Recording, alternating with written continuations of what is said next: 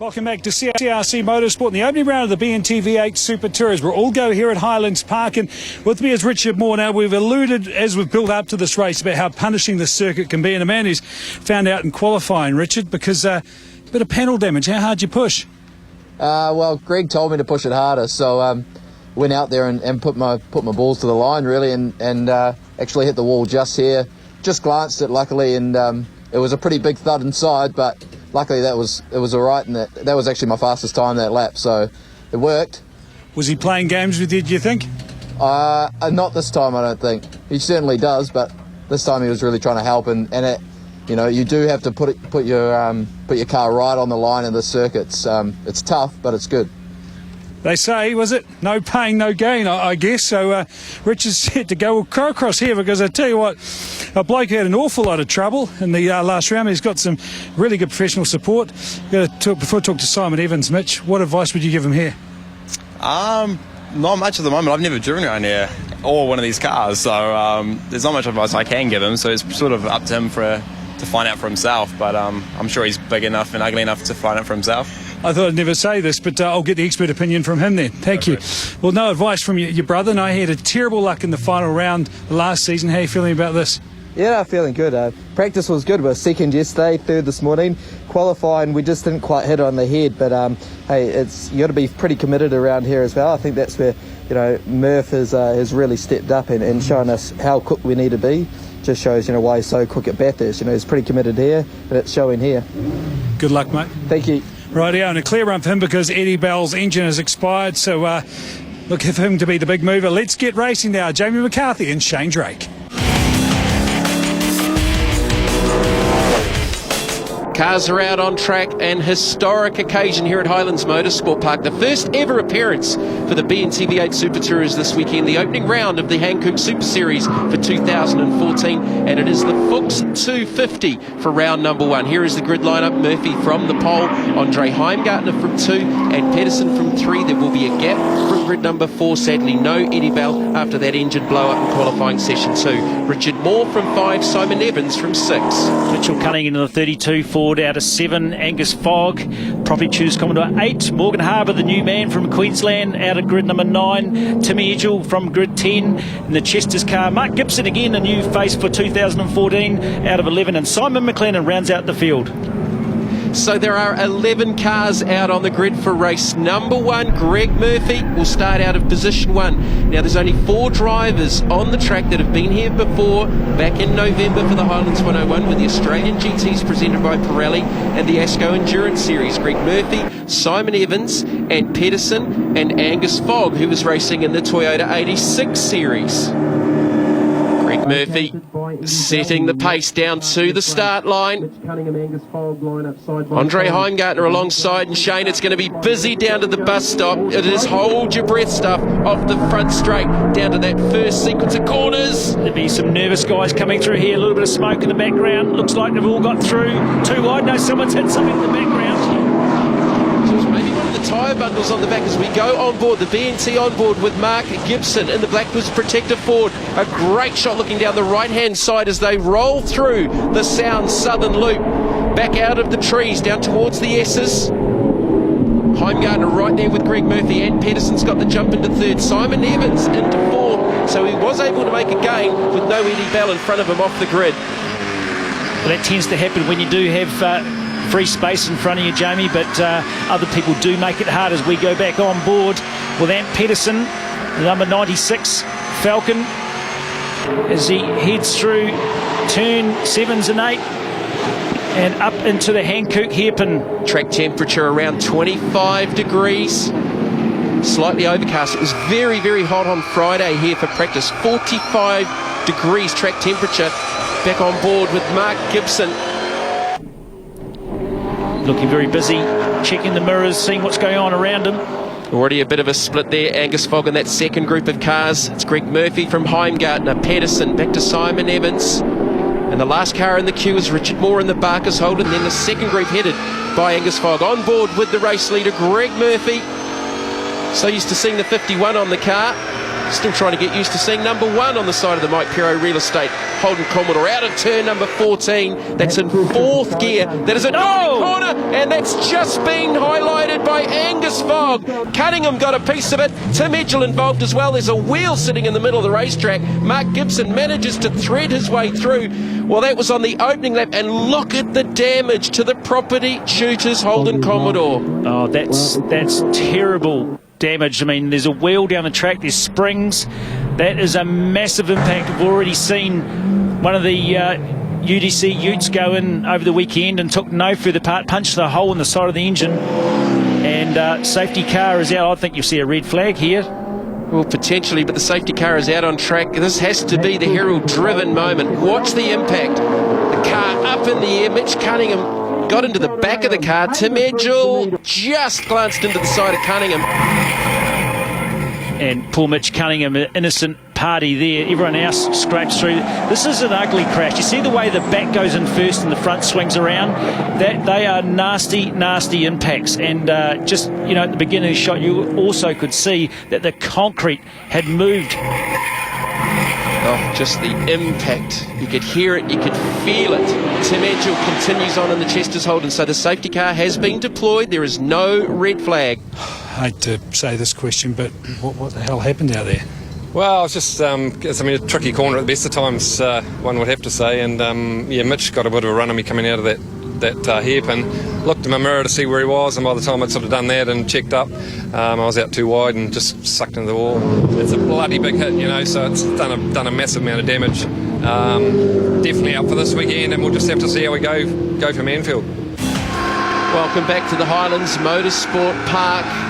A restart not too far away after that huge impact of Angus Fogg and the property tutor Holden into the concrete out of turn number 14. On board with Greg Murphy, the race leader, looking pretty comfortable as he controls the pace. A great restart there for Murph. Heimgartner just got caught napping a little bit. Likewise, Simon Evans wasn't quite as close to the back of Ant Pedersen as he would have liked as they go down through the bus stop and heading down through to the Sound Southern Loop. And Tim Edgell off in the background.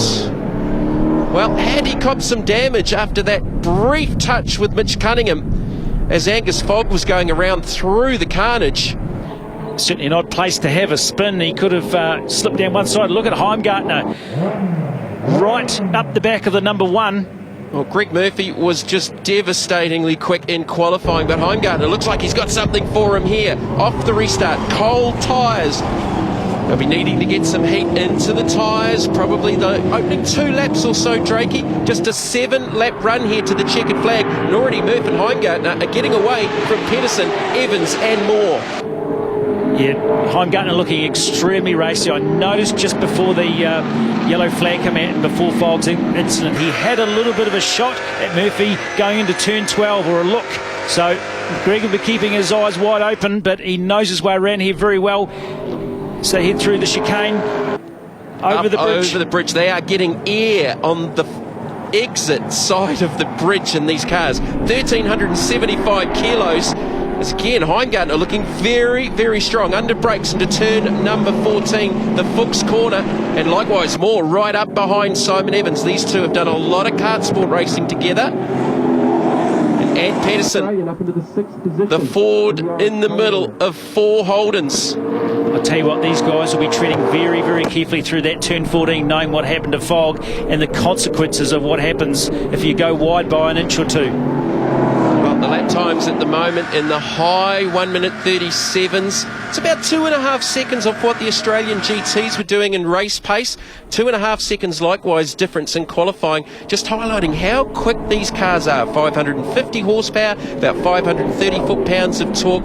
They are monsters. They're not the easiest cars to drive.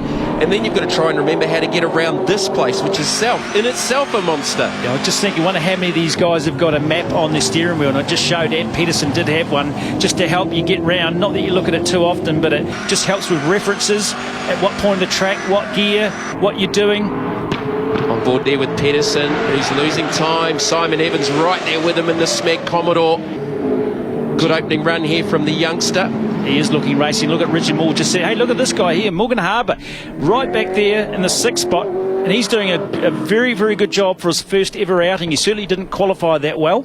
A late call-up to replace Paul Manuel for the sprint part of the series, and Paul will rejoin the team for the endurance part of the championship. Murphy, that car just doesn't look as settled as it was in qualifying. Certainly in the early laps off the race start and the restart. On board now with Murphy. Let's watch their wheel input. What you find sometimes, Jamie, is the cars develop their speed in different parts of the track. So let's go past the start-finish line here and see them go through the bus stop. And you might see that Murphy is very quick and opens up a gap, but Heimgartner's car looks a lot better settled through the slower corners. And Greg's car does look quite good through there. Yeah, Murphy strong through the first sector. The second and third sectors here at Highlands are what they call the handling sectors, and Andre looks to be a little bit better over the back in some of the slower to mid-range corners. And saying that, he's right there with Murph off the southern loop, and they both drop the left side wheels off the exit. And you've got to be careful there. That wall is very, very close to the edge of the track as they head down towards the tunnel here at Highlands. Out of the BNTSs now. This is another unique part of this track, and unique for a lot of these drivers. Heading into turn 5, carousel, 18 degree. Here's Harbour in the number 15 Oryx car, vacated by Paul Manuel. And I just can't think, Jamie, but he must be his first season off in something very close to 18 years or something like that. Yeah, he's been racing in the Dunlop Development V8 Supercar Series in Australia. He's made some big improvements over the weekend. He's improved his lap times by 5 to 6 seconds. And talking to Paul Manuel before the start of the race, he's really impressed with the young Australian. He listens, which Paul alluded to, he doesn't. So that's got to be a good thing in these BNT V8 SuperTourers. Pedersen continues to drop time to the leaders. Looks like his hose for his ear going to his helmet has fallen off and wobbling around. Could that be a distraction? Oh, it can be, but once you see it, you've got to put it out of your mind and just get on with the job in hand. He's got a little bit of a gap back to Simon Evans, who's got Richard Moore climbing all over the back of the Smeg Racing Commodore in the Barker's Commodore. Oh, little correction out of turn 14 there for Ant Pedersen. Here is Richard Moore in the Barker's Commodore. Now, I thought Ant Pedersen had a moment. Here's the Sangyong action replay. He tagged the fence, not quite as hard as Angus Fogg did at the start of the race, but that is still a moment for Ant Pedersen and the J.A. Russell Ford, and a big correction there through the southern loop. That car does not look happy right now. Certainly looking a bit angry, and you've got to sort of work out the point of where you start lifting off the gas a bit and pulling that car back to bring it home in one piece. Again, Heimgartner just filling the mirrors of Greg Murphy. Heimgartner, one of the young chargers. I don't think he's going to intimidate one Greg Murphy, who's well and truly on top of his game this weekend. He's only been topped once, and that was by Heimgartner in the second practice session. I'll tell you what, you've got to give it to the 17-year-old Heimgartner. He's doing a fab job here, and he's not letting Greg away. And neither is Simon Evans on Ant Pedersen. And after those that little moment at turn 14, he's might be lining himself up to have a go. Morgan Haver still in that 6th position in the Oryx Commodore. This is the battle group for 3rd, 4th and 5th. Ant Pedersen, of course, a race winner. One of 20 different race victors in the BNT V8 Super Tourer Championship over 2 years. Likewise, Richard Moore. Simon Evans hasn't won a race, but he has been on the podium. Richard Moore just locking the left front wheel there. Coming into Fuchs' corner. Oh, another moment. Look at the oversteer correction there from Ant Pedersen out of turn 14. Murphy leads from Heimgartner with Pedersen. Race 1 for the Fuchs 250 weekend for the BNT V8 Super Tourers continues. Greg Murphy, Andre Heimgartner battling it out in front, and they have extended their lead now in front of Ant Pedersen to around 4 to 5 seconds.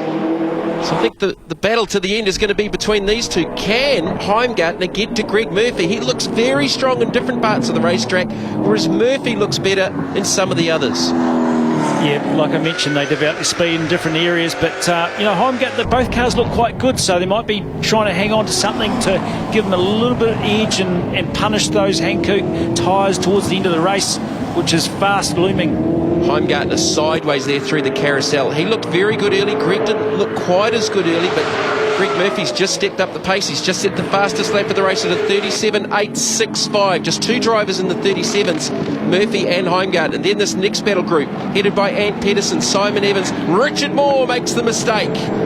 runs wide out through the gravel trap in the Barker's Holden. A mistake there from Richard Moore, and Morgan Haber's going to take an advantage here, the M3 Racing teammate. And smoke in the background. Ant Pedersen was up over the top of the bridge. Just saw a big puff of smoke from a car in the background. There's Pedersen, no sign of Evans. There's Evans. Smoke billowing out from behind the Smeg Racing Commodore. He was in the 4th position. That looks like an engine. It's a little bit too much smoke, I think, to be a gearbox. Oh, that is heartbreak for the youngster as Morgan Haber loses that position to Richard Moore. Well, it certainly looks like an engine. All the smoke coming from the exhaust in the back of the car, whereas the power steer or something, a lot of it will be coming out the front to the side. As Murphy clicks another lap off, now Pedersen's got all the time in the world to consolidate that 3rd position. Richard Moore back in front of the number 15 Oryx car of Morgan Haber. And there is the Smeg Racing Commodore, the team pulling the bonnet up, but that looks to be game over, certainly for this race. So Morgan Haber doing an outstanding job. He is in the 5th position now. Moore got back ahead of him. He'll be welcoming, chasing someone like Richard, who, whilst doesn't have the experience of Murphy, still got a lot more than him. As we go back down, here's Simon McLennan. M2, and here's Gibson having a bit of a dive bomb up the inside. Pulls it off. 7th. That's at the carousel. Plenty of grip. Good clean pass too. Mark Gibson out of Taupo, who's raced in the V8 Challenge Cup and the Suzuki Swift Sport Cup. He's paired with Dominic Story for the endurance portion of the 2013 BNT V8 Super Tourer Championship. John McIntyre, team owner, will join up with Mark for the Enduros later on in 2014. Great shot, BNT on board. It is an awesome shot. Now, Murphy had to be careful on that last lap because he would have been the pioneer through that oil up over the top of the bridge. Oh, Heimgartner very, very wide out of the final corner. How close was that?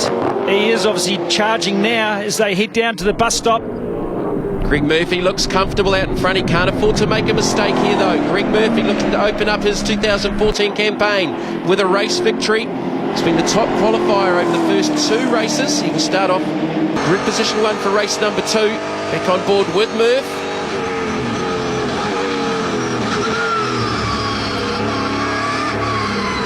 Geez, they're busy, aren't they? Look at, you know, if it's not changing gear, they're switching direction from one side to the other. Greg Murphy, of course, one of the drivers, a handful of drivers with previous experience here. In fact, he's been here twice. He was here at the opening weekend with Angus Fogg for the Highlands Motorsport Park. Back on board with Murph. A little correction there mid-corner. Oh, Heimgartner again, dropping a wheel over. Listen to those tyres starting to squeal. Heimgartner. Look at Heimgartner. He's closing up. Heimgartner trying to take it to Greg Murphy. He might have just backed up the last couple of laps to get some tyre back.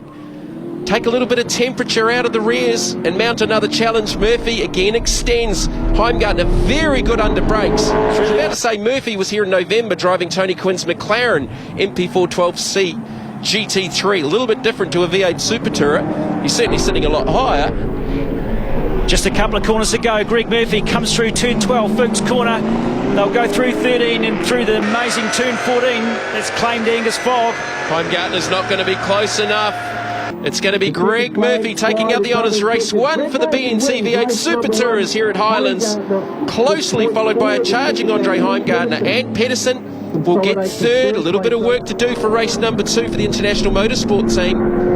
Greg Murphy starts 2014 as he left 2013 with victory. Richard Moore crosses the line in 4th. A fantastic effort from the young Australian rookie Morgan Haber in 5th.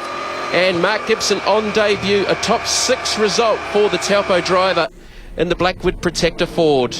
But it's all Greg Murphy for race number 1. Sets a new track record, fastest lap at a 1:37.865, set on lap number 9. Just the 2 drivers in the 1:37s. Andre Heimgartner just in behind at a 1:37.949. Less than 1/10 of a second in outright lap speed, the difference between first and second. It was that close, just 0.4 of a second separating them at the line. Greg Murphy with victory in race number 1. Andre Heimgartner in second, the 17-year-old driving the Hydrolink Commodore. Ant Pedersen in 3rd in the J.A. Russell Ford ahead of Richard Moore, Morgan Haber, Mark Gibson, Simon McLennan and Tim Edgell. Well, Greg, a pretty tough day for the rest of the field, but you did the job. Yeah, disappointing for those that weren't in the race or didn't finish that one. There was obviously a big shunt there with Angus, so hope he's okay. So yeah, a bit disappointing the way we started this year.